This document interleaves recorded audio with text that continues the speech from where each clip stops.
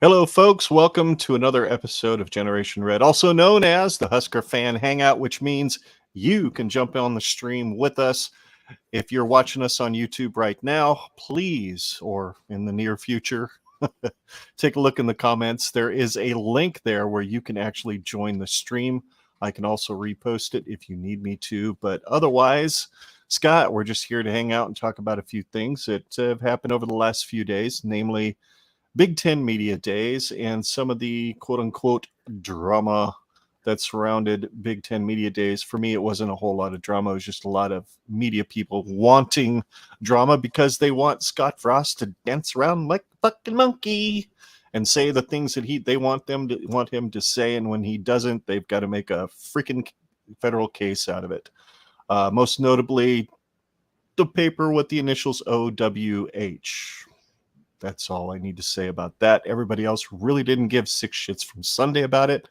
Most notably me, whether or not Frost made an opening statement or not. What did you think of that? I've watched it. It was uncomfortable, but you know what? What was he supposed to do? They're there. They're going to be early. They were going to go right away because the guys had to get the hell on a plane to come back for Husker Fan Day at the stadium and then start fall practice the next day. So I don't know what they were expecting from him. I mean, he's clearly on the hot seat. Why else would he have to take any time to make an opening statement about being on the hot seat or how he's going to be better as a coach so he's not on the hot seat next year? I mean, the dude couldn't win no matter what he said. So he decided, fuck it, I'm not saying anything. Right? At least that's my take. Yep, that's pretty much what I was thinking. I watched it, and yeah, there was a little bit of an awkward silence at the beginning, but as I think you pointed out on Twitter, and my initial interpretation of the awkward silence was just waiting for the green light from the media personnel telling him, like, you're good to go. We've got mics, they have to distribute them. They have to work with the press and all this stuff. So there was an awkward pause, and then you just went right into questions, which, I mean, I don't blame the guy. Like, you've said the same things for 4 years in a row. You're beating a dead horse if you say the same thing again. Damned if you do, damned if you don't. The Omaha World Herald or any of the media sources, no matter what he says, they're going to look at it with a microscope and they're going to use it to scrutinize him and say, if he says something good, they're going to be like, oh, 3-9, 2021 3-9. Scott Frost says that their team's going to be better this year. He said that last year. If he says, oh, we suck, well, that's not a good idea. And if he doesn't say anything, well, that's not a good idea either. And honestly, out of those three options, I would say that saying nothing is probably the most wise thing to do, because what else is there to say? There's nothing I can say that's going to make anybody happy. There's nothing I can say that's going to make anybody more comfortable or confident or dismissive, or name the emotional response. It doesn't matter. It doesn't matter what Frost says. So why not say nothing and just go right to the questions? Because that's what most people want to do anyway. They want to pick his brain apart. They want to ask him hard questions. They want to ask him, soft questions. I don't care. He doesn't care is kind of is his look at it. Like, I'm just going to let the work speak for itself this year. That's what I assume his mindset was. And I'm sure Trev Alberts also instructed him, like, hey, if you don't want to say anything, I've got your back. Like, I would not be surprised if Trev was like, hey, man, you can say stuff if you want. And then I bet you Frost may have said in like a closed door meeting, like, honestly, man, I don't want to say anything. And he's probably like, honestly, dude, if that's what you want to do, I'm all for it, because there's nothing you can say that's going to make anybody happy. There's nothing you're going to say that is going to alleviate concerns or stress or anything. So let's just say nothing. See what that does. And lo and behold, what did it do? Created a shitstorm anyway. It was only the biggest story of day one of Big 10 Media Days was what Frost didn't say and what everybody wanted him to say, or what everybody speculated he should have said. Or, I mean, good heavens. I mean, you want to talk about a dude that's decided to create his own shitstorm around him? Because, let's be honest, he walks into his introductory press conference in 2018 and someone asks him the question about, how are you going to adjust your system to fit the Big 10? And he says, we hope the Big 10 is going to have to adjust themselves to us. he put a big target on his And the Big Ten was like, chest. Okay, here we go. Yeah.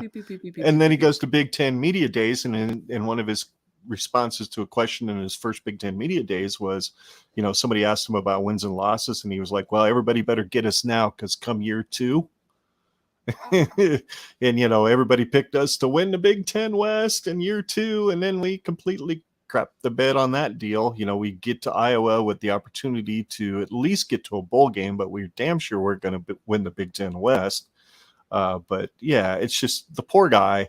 He came in with a lot of piss and vinegar. No ifs, ands, or buts. He probably stepped in it when he made that. Hopefully the Big Ten will have to adjust to us comment, because I don't think he understood what it took to win in the Big Ten. And hey, I am more than willing to admit that I didn't either. I thought, oh yeah, bring that UCF crap down here, run circles around everybody because speed kills, right? I got that crap from a freaking USC fan during my solo live stream a couple months ago, talking about how, Lincoln Riley was going to come in here and run circles around the Big Ten because we're all slow and stupid. And I'm like, okay, bro, whatever. We thought that too when we had Pelini and Taylor Martinez. And next thing you know, that kid's on a bum ankle for the next 3 years because they beat the living daylights out of him the whole time he was in the Big Ten. So I don't know what Frost was supposed to do. I just don't, other than maybe he should have gone up there and just said, hey, you know what? We're here to do some business. We're here to let you guys hear what we have to say. And then we're getting on a freaking plane and we're going back and we're hanging out with our fans. Now that might've been a good thing for him to say, because he really could have said, I really don't care about you guys. I'm here to do an obligation, and then I'm going to go back and hang out with the people who actually pay my salary, not you guys. So anyway, I don't know if you got anything else on that topic or not. No, I just thought it was interesting that when he went up to the podium in his, I guess, what you would consider his opening statement, which was, nope, let's just go right to questions. He just had like a big old smirk on his face. He just was like, oh yeah.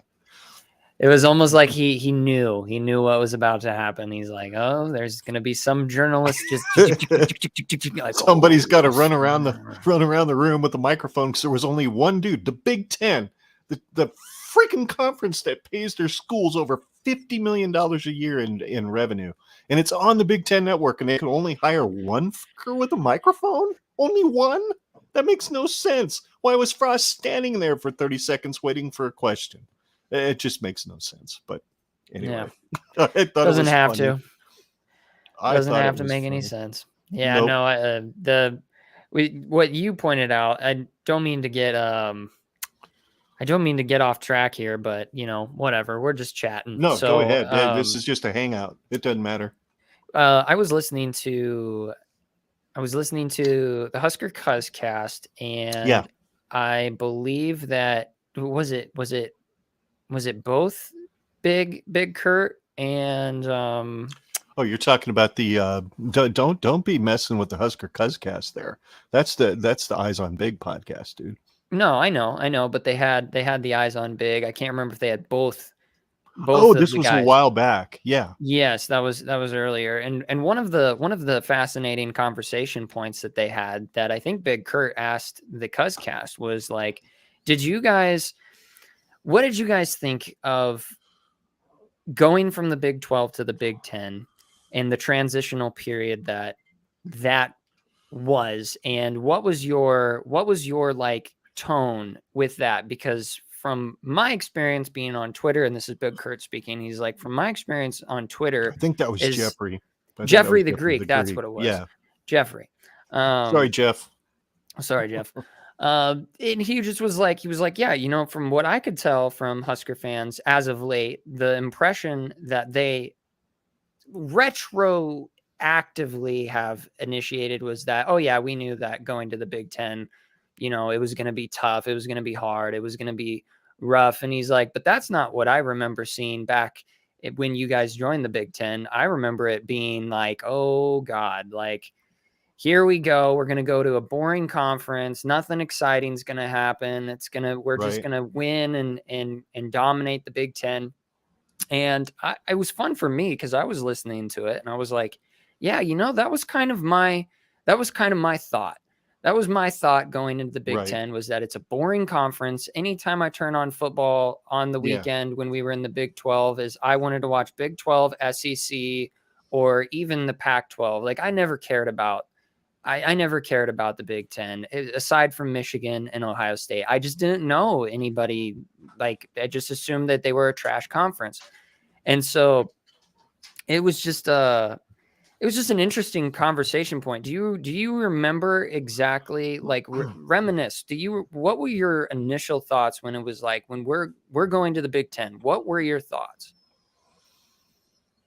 At first, my initial thoughts were, good God, we're going to have to travel a lot further to go to some away games.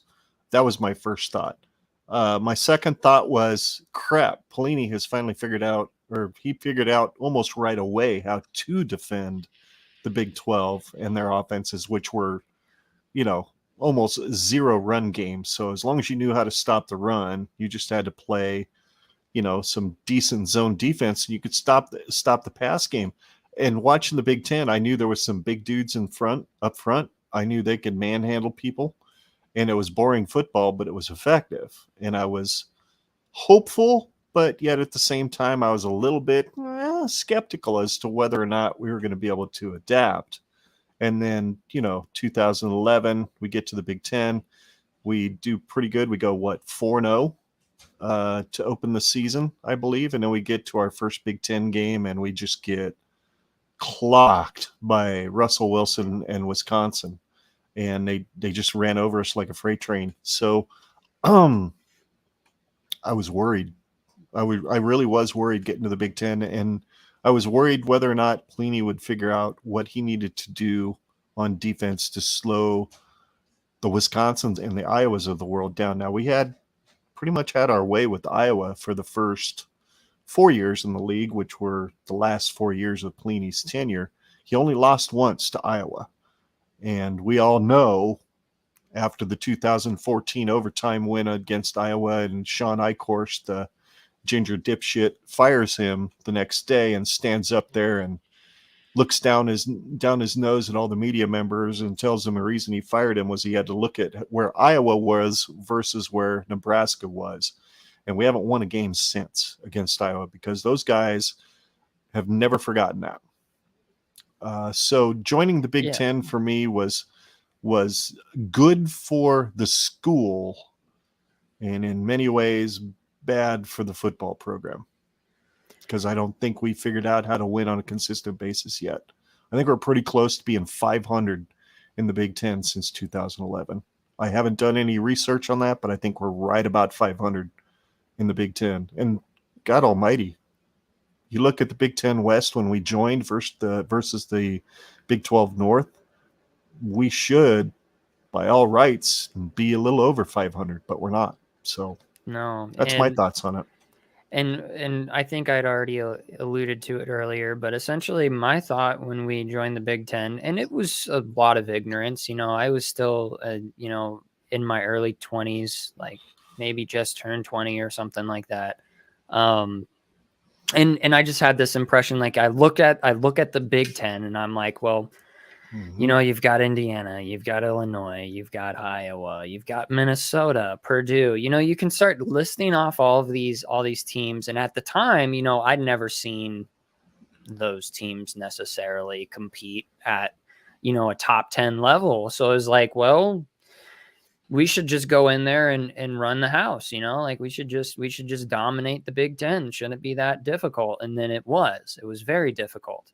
And when we hired Frost, I remember that feeling of like, I was humbled. I was very humbled on my impression of like what it takes to play in the Big Ten. And even though it was exciting to see what Frost did at UCF, it was very exciting. I just wasn't going to allow myself to think like, oh, he's just going to join the Big Ten. And, it was very motivating when he said like, oh, I hope the Big Ten has to adjust to us. Like, there's that little bit of your inner self that's like, hell yeah. Like, oh yeah, absolutely. Let's do that. Like, let's go, fuck some shit up and change the whole system. But practically speaking, it's like, yeah, that doesn't just happen. Like, it doesn't happen very easily.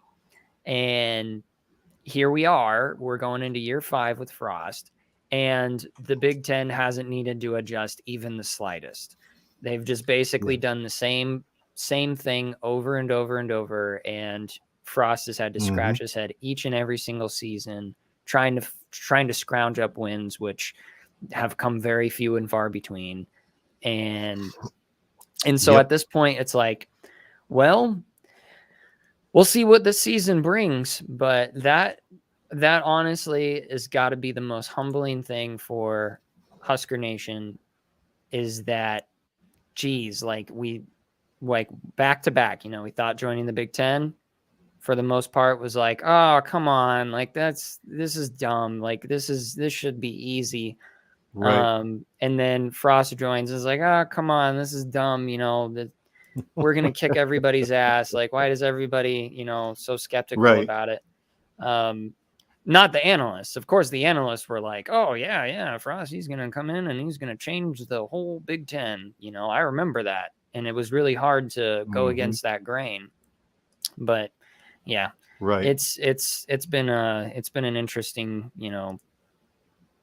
decade plus of experience. I don't know. It's been pain, nothing but pain. But anyway, that was a little bit of an offshoot of what we wanted to talk about. But I just thought I thought that was fun, and it was fun to reminisce on those thoughts of like what was I thinking at the time? Well, I wasn't thinking very clearly because god dang, like we struggled so hard.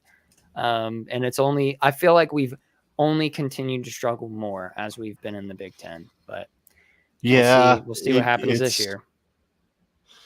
Yeah, exactly. We've only struggled more and more. The one thing I do have hope for is the fact that Frost figured out, it only took him 2 years to figure out, maybe 3, that what he was recruiting here to run his system wasn't working. And then he started getting some bigger dudes with similar speed, similar agility, but he grew his roster up. They got bigger. The Wandale Robinsons, those guys are going to get killed in the Big Ten. So it's good to see him evolve a little bit. More notably, it's really good to see the fact that he understood that, okay, my offense is damn good in the Big Ten between the 20s, but it absolutely sucks at scoring once you get inside the 20. Unless he was hitting a 35, 40 to 50-yard touchdown play, we weren't scoring much inside the 20, especially last year when it really mattered. So he goes out, he gets Mark Whipple, a guy that has seen any and every possible defense you can see from the NFL to college football, and he's brought him in to run his offense. And at the same time, you've lost a 4-year starter at quarterback, and he's now at Kansas State. And now we've got Casey Thompson, we've got Chubba Purdy, and you've got a guy that's in many folks' minds is forgotten about, and Logan Smothers, who is an incredibly talented athlete. I think they're stupid if they don't figure out how to work him into the offense if he's not the starting quarterback.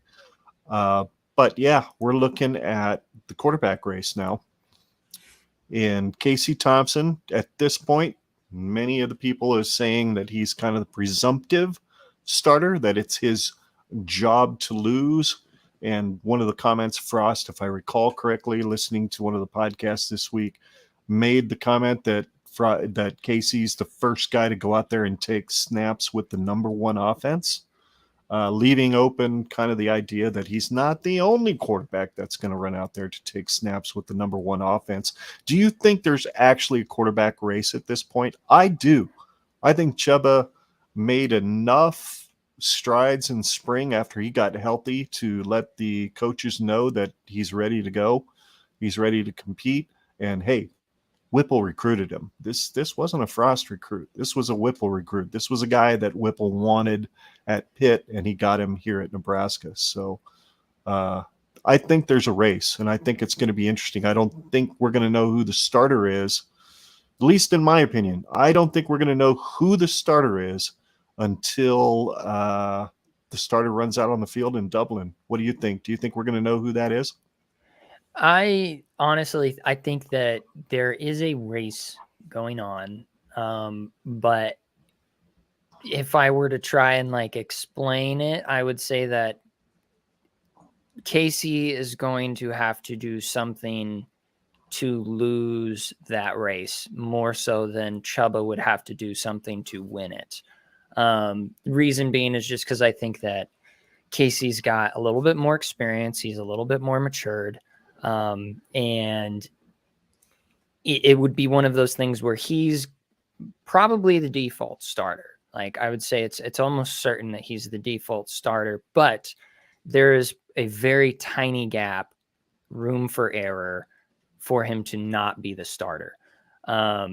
It would be, I would say that he starts in Dublin, and if it isn't going according to plan in Whipple's eyes, I would not be surprised if they're quick to pull him out and throw Chubba in there for a little bit. Because what we saw in the spring, once again, anecdotal, hard to really gauge what the spring game is really showing you. I do think that Chubba has an insane amount of athleticism. He is smart, concise. From what I could tell, he is good at making decisions. And so I don't think that Whipple is going to look at Chubba as a liability under any circumstance. So, and honestly, what I'm looking at it like is that Whipple he's not dumb. He's coming into a system that played the same guy for 4 years, and there wasn't much behind. Granted, there wasn't much behind Martinez to fill that gap for a lot of those years. And I feel like this is the first year where we can say that even all the way down to the freshman of Henrik Harburg, like we've got some games. We got some gamers. We've got some guys that can go out and ball out. And I don't think that Whipple is going to be hesitant to pull his beloved and betrothed, starter that I think Frost kind of had to do out of necessity because, like I said, it's not like there was an insane amount of talent or a short drop off between Martinez and number 2. That was the situation that Frost got himself stuck in.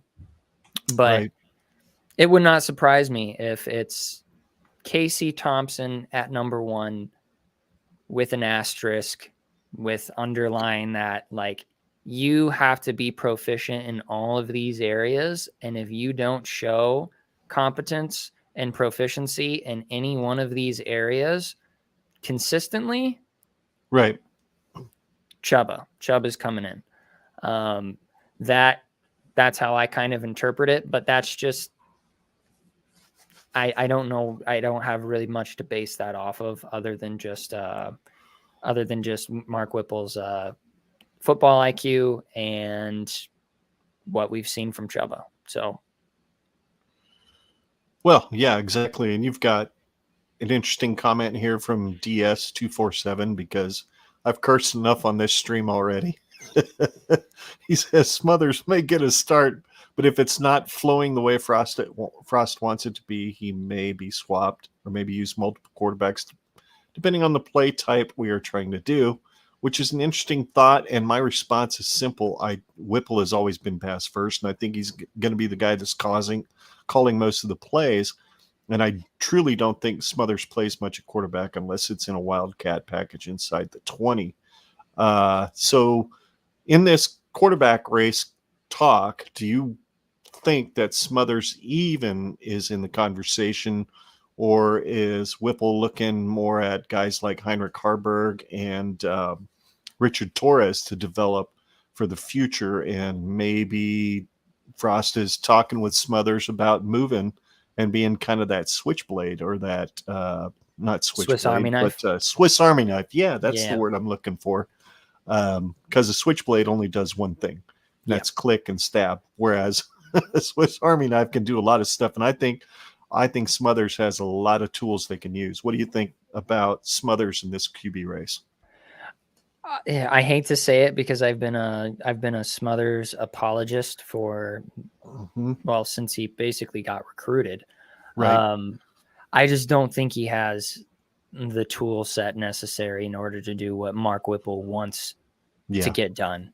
Especially what he did in the small sample size that we got in the spring game. I was not impressed. It was sloppy looking. I hate to say it, but it was really sloppy looking. Yeah.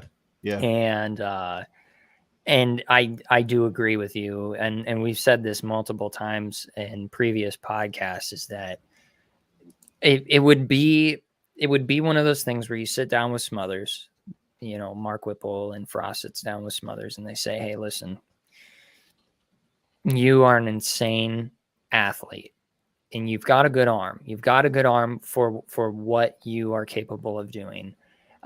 You've got great legs, though. You've got great legs. You're insanely athletic. Let's have you get some reps with the wide receivers. Let's have you get some reps still as quarterback. Like, let's make you, like you said, a Swiss Army knife where you can run in there as a quarterback. Right. But you could also run in there as a slot receiver and just confuse the living crap out of everybody. And then motion into the backfield and take a counter play like Luke McCaffrey did against Ohio State and Columbus that day. Exactly. That first drive. So you got to make defensive coordinators worry about the athletes that are on the field, and Smothers is about as athletic as anybody that's on that team as far as speed is concerned. So yeah, I mean, he reminds me of watching Smothers highlights back in high school. And then, of course, since he's been on our team, he reminds me a lot of Taylor Martinez and just his speed, just his top speed, his acceleration and his top speed, both. He's got one of those rare things where he can accelerate insanely fast and he's got a really good top speed. It would be one of those things where, like I said, he's sitting down in a conversation with Whipple and Frost. And they say, like, hey, listen, there was an athlete that we had in this program that he is doing at a different school what we wanted him to do before he left. And he is going to be good at that job where he's at right now. Speaking of McCaffrey, let's try and do that for you. And you can be really successful. We really think you can be successful in this transition into a different skill set.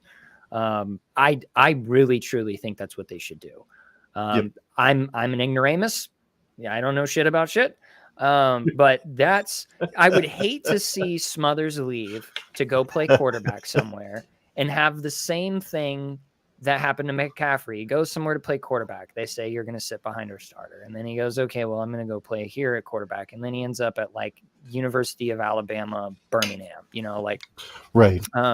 which, I mean, honestly, that'd be cool. It'd be his home state and he'd play for the Blazers, which is a resurrected program. Like, good for you, dude.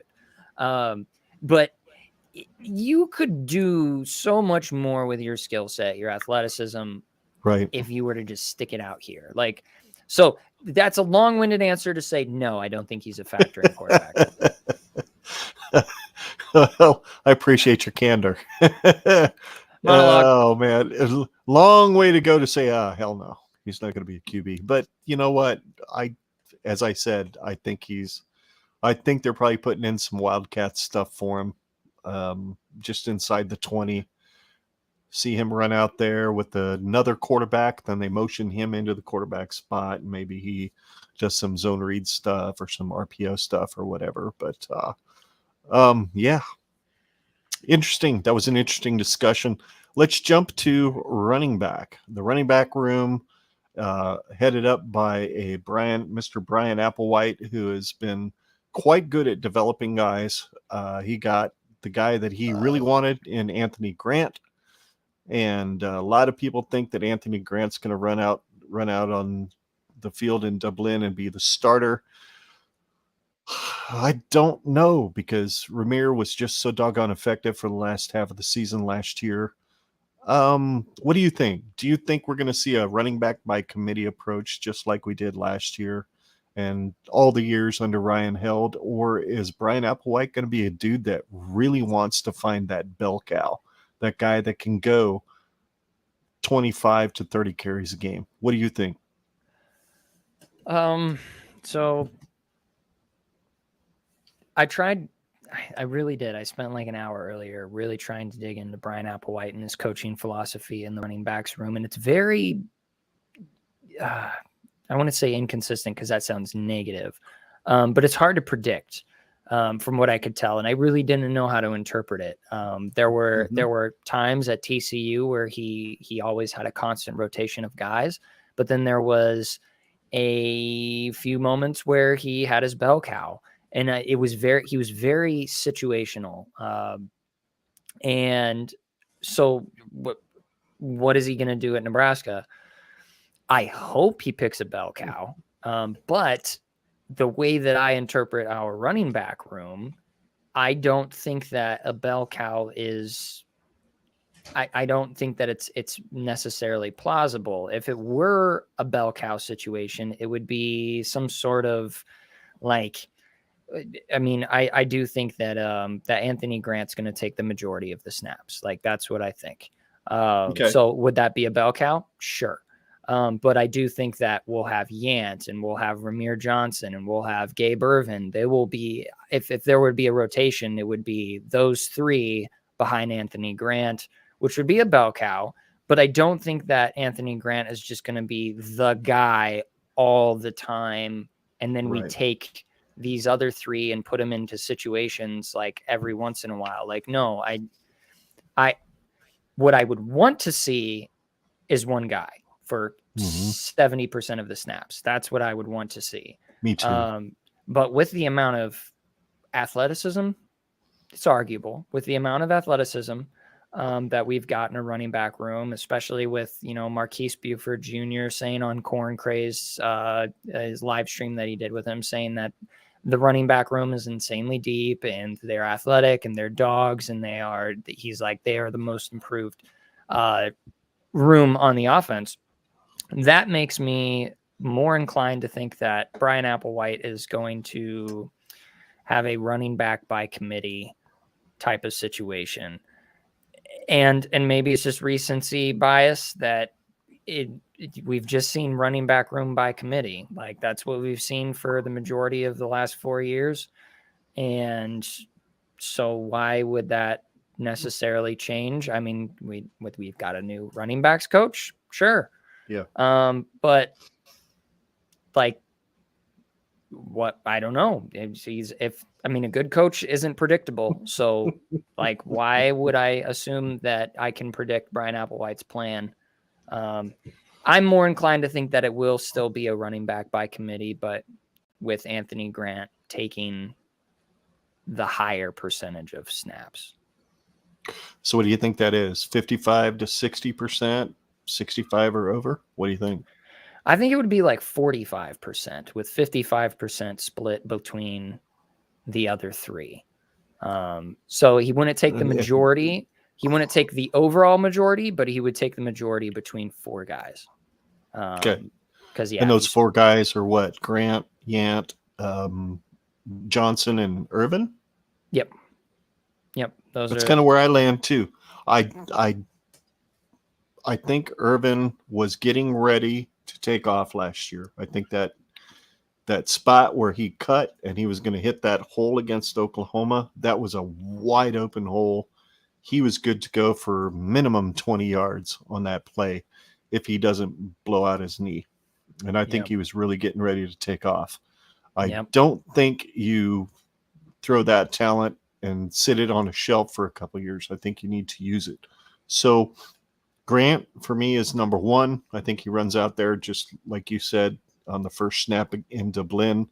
I think you were kind of had kind of what a lot of people have said on podcasts over the last few weeks, from way back when we did our offensive podcast with the Husker Podcast. I think you were the one that said you thought Ramir Johnson was going to move into more of a slot role, more of a Swiss Army knife role, kind of like what we think Logan Smothers is going to be. I don't see a lot of Ramir Johnson lining up in the backfield. He may line up in the backfield to begin a formation, but I think he motions out a lot more often than he used to. And then I think Gabe Ervin is that next guy in with Yant coming in to be kind of that thumper inside the 20 in that Wildcat package when Logan Smothers is in there, because do you want to tackle lightning or do you want to tackle thunder, right? Yeah. so Yep. so that's kind of where I see it. Yeah, that's Any other thoughts on that? No, I think the perfect. I think you kind of segued into. Well, I want to say segue because we're still going to stay on the same topic, but with Ramir Johnson, like, it's not that I don't like the guy. It's not that I don't think he's a good running back. I just think that if you stack him up in comparison to the other three athletes that we just labeled off, such as Jacques Yant and Anthony Grant and Gabe Ervin, you know, he's I don't think Gabe Ervin's much bigger than Ramir Johnson, maybe like 10, 15 pounds more, but still bigger. What you just said, I think that Ramir Johnson is going to be a key role on our offense, but it's not going to be the bell cow. He's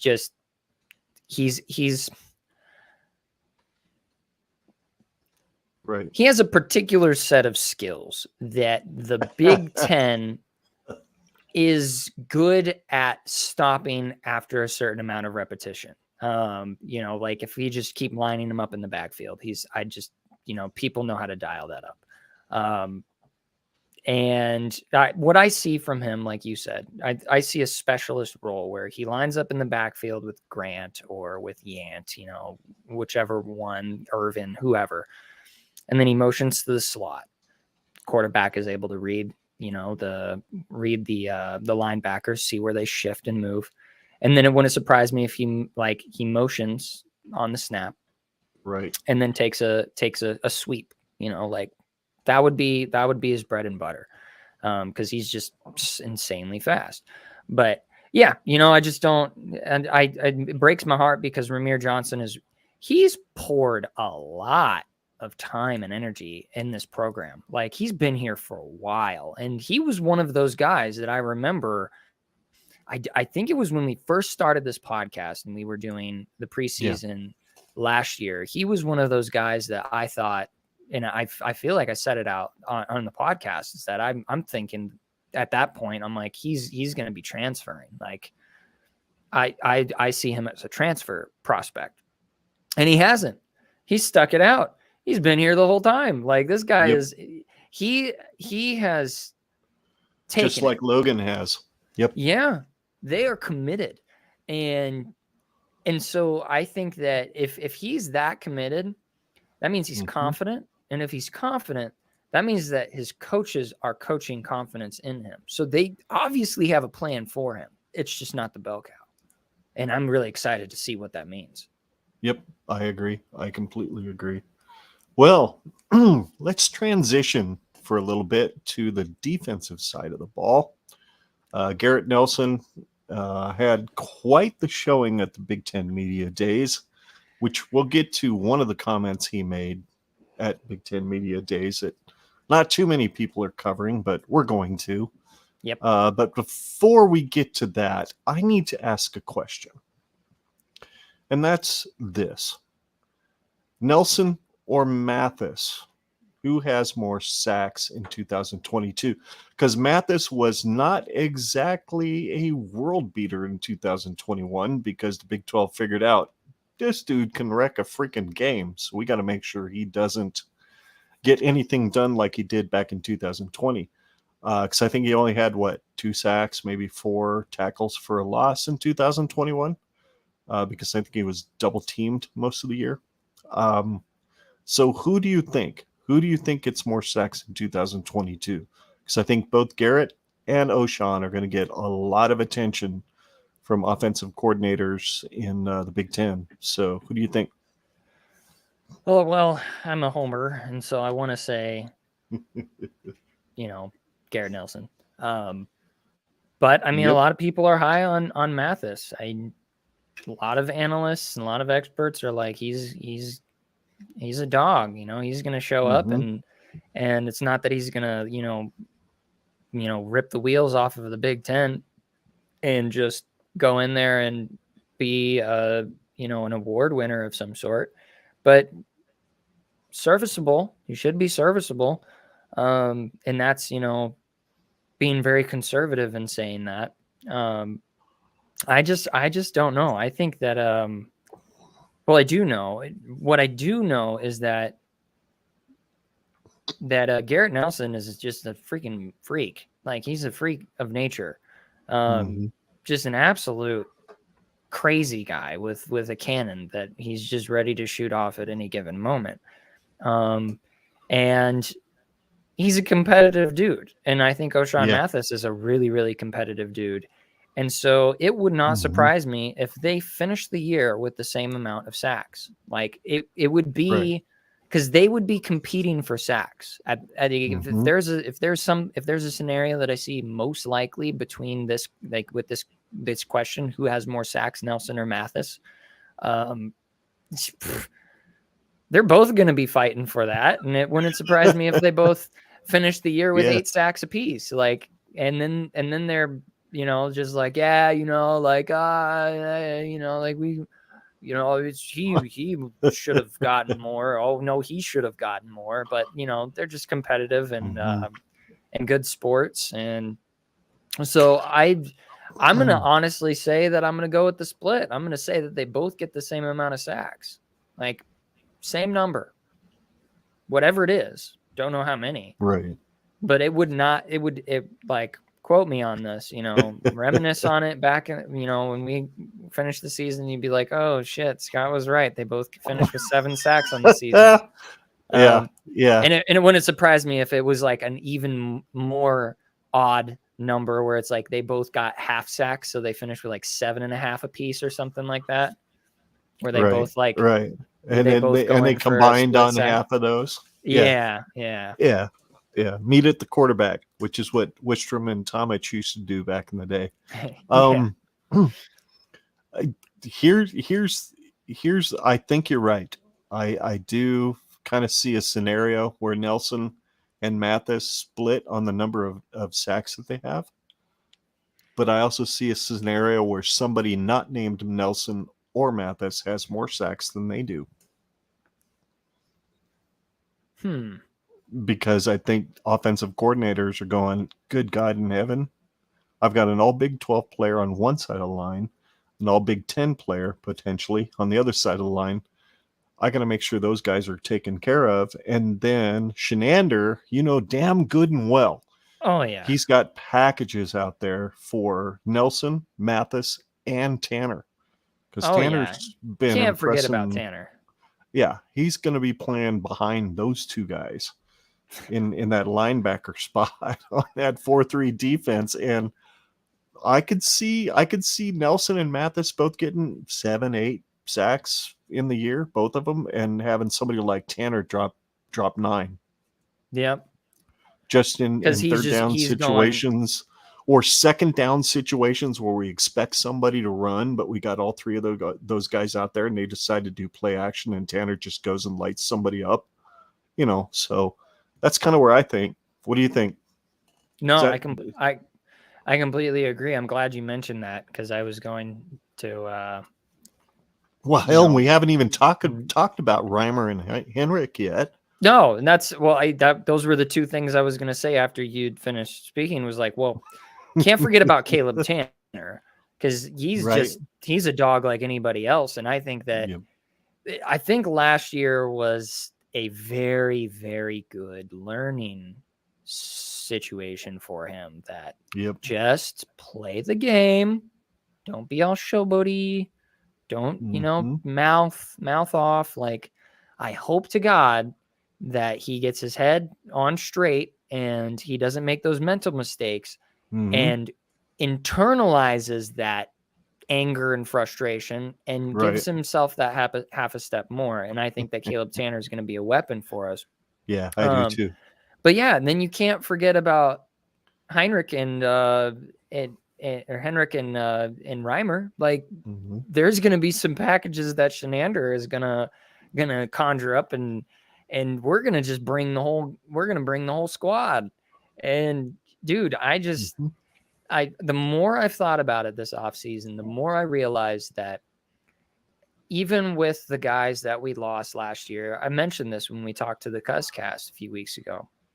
I think that there is a way higher possibility that we take a step forward as a defense than we do have a possibility of staying the same or getting worse. Like, I think that there's more of a possibility that we get better than we do get worse or stay the same. I know I just said the same thing twice, but that I just had to reiterate it. That's my hot take, is that Because it's important. I think our defense is going to be really good this year. Yes, we've got some questions in the secondary. Yes, we've got some questions on the line. But I'm pretty confident in our defensive staff that they aren't going to allow any of those rooms to take a step back at all. I just don't see it. I don't have a whole lot of questions on the line as far as the edge rushers are concerned, because I think there's a whole lot of people who want to hang out and, oh, Lord Almighty, DS247. He's hung out with us before. I'm not driving. We're not driving right now. You're not driving right now. No one's seeing. You're not driving right now. Nope. You know what, Scott? He's not driving right now. He told us, so it's all good. He's not driving. He identifies as a not driving individual. Yep. He's still a DS247. I want you guys to keep your pronouns correct here. I'm not driving. Yeah, pronouns are stationary / not moving. Absolutely. Currently enjoying the outside. I'm in the outdoors, enjoying life. From the inside of the car outdoors. Luke? Yeah. What's up, Luke? Not a whole lot. I got tired of trying to type too much and then worry about characters. Because, not driving and typing is just because he's dangerous. not driving while he's typing. Yeah. Yes. He only typed 17 paragraphs over the last hour. I mean, voice chat, I really hope said smarter things than I did. Not really, but that's okay. Well, no, actually, voice chat did say smarter things than you did. But then we're in the clear. Yeah, we're in the clear, bro. We're in clear. We didn't really have any offensive line, defensive line questions for this show, Luke, but we can address that now because I think that's important. Not to change the topic, but do you think the O-line, D-line will be able to hold blocks for all the passing? Well, D-line doesn't have to hold blocks for the passing. They have to blow up blocks for the passing. But hey, Hey, that's what the rest of my question said. Don't paraphrase me now. Don't let me live up to my name, all right? Well, you did put that name out there, bro. You did put that name out there. It's an old account, and we're keeping it strong. That's right. And if anybody doesn't know who this doofus is, it's the guy that hung out with us on Gen Red Pod a month or two ago, or no, 3 months ago now, isn't it, Scott? Yeah. After the spring game. Yep. And he'll hang out with us again because he's going to come back and hang out with us to preview and review a game during the season, Luke. So just I'm waiting for you to tell me which one we're going to, because I can't even get my own father excited about going to the game. So I mean, heck, I might as well bandwagon with y'all. Well, we might have to work something out for that, because we might. I'm totally going to argue about it until it happens. That is perfectly There's fine. no argument on our end, dude. I'm already looking at a few games. And I didn't know if I wanted to try getting that $200 game bundle or whatever they had for the 4 Big Ten games, because I wasn't really looking to pay $270 to go to Georgia Southern and some other team, and just to go to the Oklahoma game. So I was looking towards that Big Ten 200 bundle. No, that doesn't sound bad at all. Yeah, I was looking at those, and I had already gotten Georgia Southern tickets that I'm going with my wife, my dad, and my mom for a tailgate that we're doing with another podcast. It's gonna be fun. And then I'm gonna be getting OU tickets for me and my dad. But then there's a few games throughout the season. I think Illinois and Minnesota, I believe, are the ones that I'm kind of eyeballing right now. I'd love to go to a Minnesota game. I'd I love wouldn't, I that. wouldn't even mind. Yeah, none of the games of the Big Ten games that we're playing sound like they're going to be bad games because I'm drinking way too much Kool-Aid to have any near say is going to ruin my time. So you're telling me that this is you, Luke. I need you to look at your phone right now. And this Of is course so I can this look at is my phone. you. I'm not This doing is you. anything. This is you.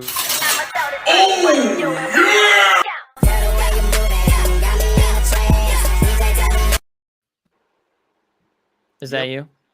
Put Totally. an N on my chest and sponsor me by sugar. That's me. That was me maybe a couple months ago. I've hit the gym lately, but Oh.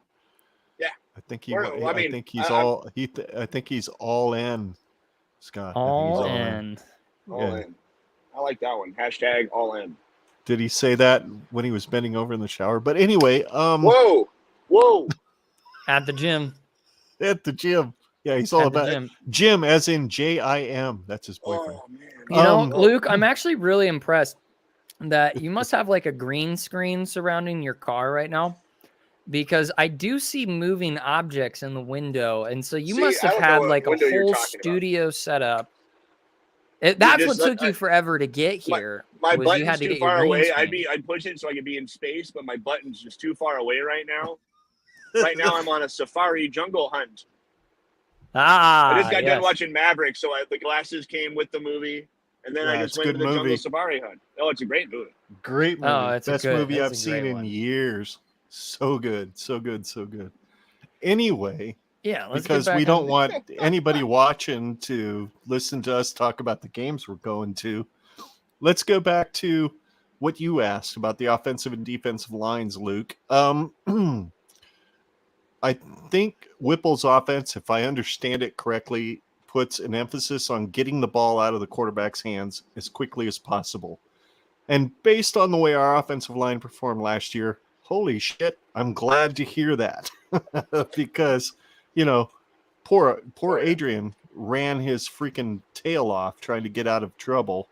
And I don't think Casey's the kind of quarterback he can run, but I don't think he's Adrian Martinez good at running the ball. So with a brand new offensive line coach, which we know nothing about when it comes to how good he can set up an offensive line room, being the head coach of the offensive line, it's a question mark at best for me.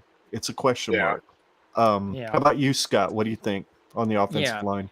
Yeah, I'll just pretty much echo exactly what you said. It is a big question mark with an I want to say an inexperienced, but a lack of rapport offensive line coach.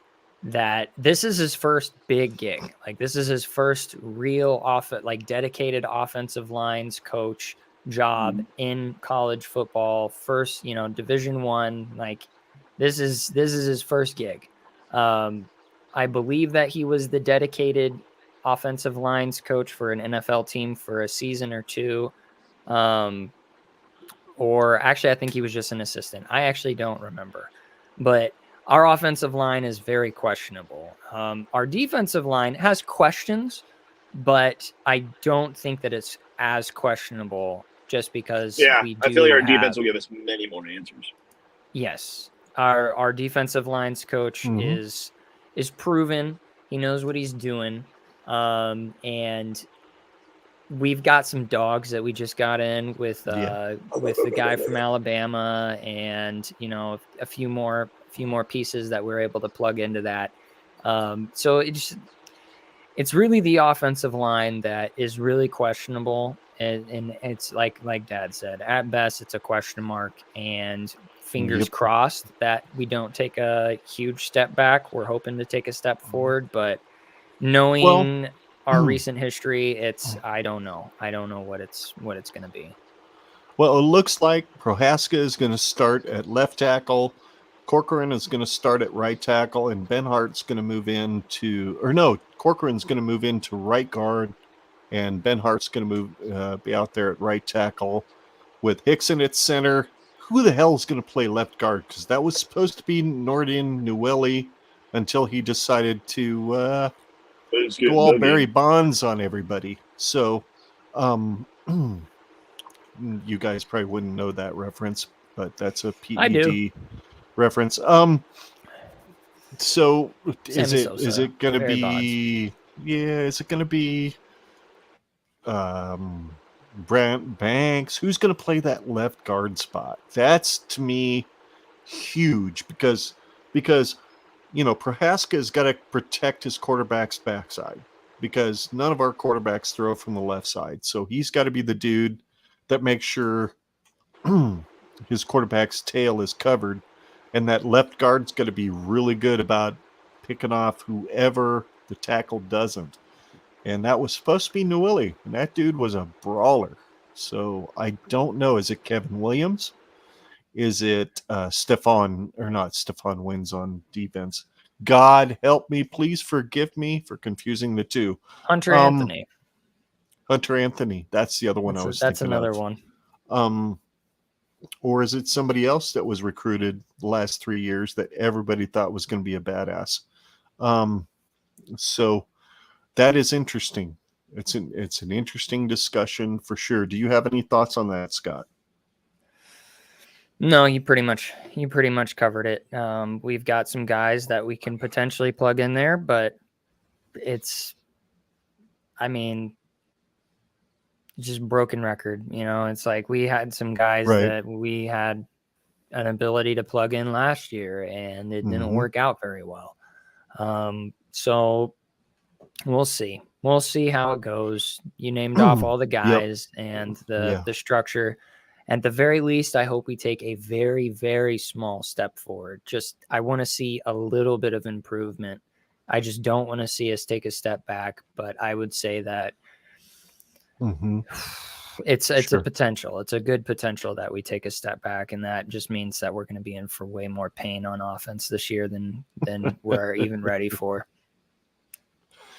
Yeah, but maybe, just maybe, we've got somebody in that quarterback room that can finish a game, because we haven't seen that for 4 years. Nope. And I hate to say that, but it's true. Let's get back to the Nelson and Mathis question. Nelson or Mathis, who has more sacks? I put it out there on Twitter back at about 10:30 this morning. And as of about an hour ago, this was the response. 59% of 41 votes said that Garrett Nelson was going to have more sacks than O'Shawn Mathis, which that rocks right in there in that 10 sacks for Garrett, 8 sacks for O'Shawn realm, which, damn it, I would take that. Why? Because what did we have? 22 sacks on the season last year as a team. Give me 18 from the 2 defensive ends and give me 7 or 8 from everywhere else. And I'd say we have a better defense. Wouldn't you? Oh, yeah. I think that, because just that averages it out to, about 2 3/4 sacks a game. Make that 3 or 4 in some easier games and 1 or 2 in some harder games. And, that just puts a lot of pressure on the quarterback. And to get onto pressure is like, if we are increasing our sack amount, that means that we are increasing our presence in the offensive backfield. Yep. And so we're creating a lot more pressure points, and we are putting a lot more stress on their quarterback. And we're really, really upping the ante for the opposing offense. And absolutely, just from a psychological level, if we are doing that kind of an improvement on our quarterback pressure, we're going to see a lot more mistakes that we can capitalize off of. And nothing would make me happier than to see more of these offenses that seem to pick us apart more than they should really be put back on their heels a lot more. That's and have to run the ball right at Luke and Nick. I'd rather they have to run the ball at Luke and Nick. Exactly. Than drop back. Yep. Absolutely. Absolutely. So, speaking of Garrett Nelson, while he was at, I know it's getting late, and I'm sorry to keep you up so late, old man. You talking Chip? Yeah, no, you were yawning. Yeah, Chip's upstairs. He's already asleep. I can hear him snoring from down here. My 13-year-old dog, everybody. Garrett Nelson mentioned a story at Big Ten Media Days about a professor last year during the season who wasn't exactly friendly toward the Husker football team. And Garrett mentioned it at Big Ten Media Days because he said it was something that fueled him. So we'll take a look here as to what Garrett said. It was reported by Saturday Tradition on the 28th of June, 2022. During Big Ten Media Days, linebacker Garrett Nelson had a rather interesting example of just that involving former Huskers quarterback Adrian Martinez, now at Kansas State. According to the Lincoln Journal-Star's Amy Just, one instance, according to Nelson, was in a class with 10 players where the professor threw up a trivia question that equaled to how many more incompletions can Adrian Martinez throw until he gets cut. Apparently, Martinez was there, meaning in the class. It's one thing to face criticism from the media, but it's quite another to see your teammate trolled by a professor in front of his classmates in that fashion. Nelson is using the criticism as fuel to help turn the Huskers' fortunes, though. When you have professors and students or campus tour guides talk trash to you or your teammates all the time when you're just around campus, just the media and everybody, just to hear that constantly berate your university that you love and the players that you love and the coaches who are father figures who you love and are around, well, that chip is on your shoulder every day. I don't know about you, dude, but shit like that drives me nuts because players do not deserve to be crapped on by professors who, quite frankly, can't be fired. Trev Alberts said it at Big Ten Media Days. Athletic departments are not on tenure. They have to win. But professors are, meaning they can't be fired unless they do something really crappy, like, sleep with a student or something like that. So this was really bad. In my opinion, this was something that a professor has no business saying in a class without the freaking quarterback he's talking about present, much less with the quarterback present. And according to Garrett, Adrian was in that class. So I don't think Garrett is going to be playing with the chip on his shoulder just for the N on the side of his helmet. I think he's going to be playing with a chip on his shoulder with an AM in the back of his mind. What do you think? No, I think you're 100% spot on with that.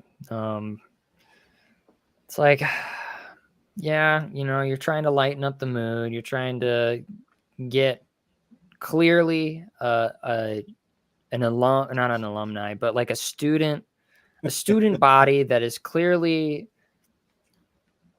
encultured to be, Husker fans and whatnot. And so being in a class, you can assume that at least half of the students in the class actually pay attention to Husker football.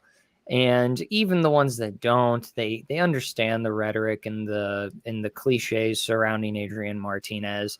And so honestly, it was just a cheap shot. It was just a cheap, classless shot taken at a guy who was already down and out. And just, Adrian is just such an upstanding guy, just a dude that's just filled with class. And it doesn't actually surprise me that we haven't heard this story until Garrett spoke up about it. Right. Because that is honestly, if there's any takeaway I can take from this situation, is that it really shows how much class our football team has. Because if there was 10 guys there and this is the first we've heard of it, that means that they took that shit home and they just put it on the shelf. Yep. And that shows a world of class with those guys. And the fact that Garrett Nelson, probably the dude who I would say has the most class out of any guy on our team, Brought it up. Yep. I mean, you could tell that it was like, yeah, It bugged him. here's a situation that irks me, grinds my gears. And yeah, middle finger to you, Professor so-and-so, like, suck my dick. Yeah. And yeah, so, poor guy. I will always hold a special place in my heart for Martinez. Me too.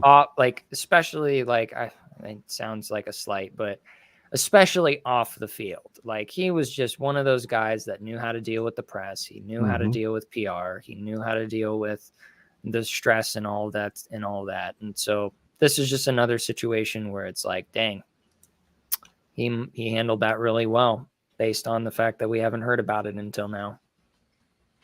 Absolutely. I completely agree. I just hate it that somebody in a professorial role would be able to think that it was cool to say that in a class with the dude present. It just makes no sense to me. How you think that's cool to do to a kid who's there to learn. How in the hell, as an educator, do you think that's educational to fucking shit on a kid sitting in your class? Yep. Period. That just makes no damn sense to me. Unless, of course, he knows he can't get fired and he doesn't care because he's an academia member. And it's all good. If you're in academia, you can crap on anybody you want, even people in your class, because you're academia. And that just pisses me off to no end. Boils the blood. Yep, absolutely. You know what, folks? I think we have covered everything we need to cover now. At this point, I appreciate y'all watching. I appreciate everybody who's hung out with us tonight, not just on YouTube, but DS247 hanging out and not driving in his car when he did. He's awesome. We love Luke. Luke's a good dude. He's going to hang out with us again sometime after one of the games that Nebraska plays this year. August 7th is our first countdown to kickoff episode where we're going to hang out with Dustin Schutte from The Outsider, formerly from Saturday Tradition. And maybe that's why he left Saturday Tradition, was because of that story we shared earlier about Garrett Nelson. But that was after he left. I'm kidding. I'm totally kidding. But he's hanging out with us on August 7th, and we're going to kind of take a look at the first 4 games on the schedule, and all 3 of us are going to predict the record after those 4 games, which would be Northwestern, North Dakota, Georgia Southern, and Oklahoma. So Dustin gets to hang out with us to talk about Oklahoma. And then we're going to look at the next 4 games the next week with Abby and Meg from Twitter on August 14th, and then on August 21st. Who the hell's going to come on with us on August 21st? I don't remember. Do you? Shoot. Hey, I got the schedule right here. Give me a second. Looks like we've got... Oh, yeah, your buddy from Alabama. Oh, God. Sorry, Michael. Please don't hate me. Sorry, Michael. He's going to hang out with us and preview the last 4 games of the year, give us his picks for the first 8 games of the year. So that should be fun. And if you want to follow us, we are on Twitter at GenRedPod, Twitter, Facebook, and YouTube. And for our audio podcast, which will drop tomorrow morning at 8 a.m., you can find that at Generation Red on whatever podcast app you listen to podcasts on. So we may be rebranding that in the near future, but as long as you're subscribed to Generation Red on your favorite podcast app, whatever we rebrand, it should show up on your feed. So anyway, this was fun, Scott. I'm glad we did this tonight. I needed to do this tonight because there's been a lot of shit happening in Husker Nation that I've been listening to for the last 10 days while I've been on vacation, and I couldn't say shit about it. So here we are talking shit, right? Yep. which is what we do. That's what a podcast is. A bunch of people sitting around talking shit. Because it really doesn't matter at the end of the day.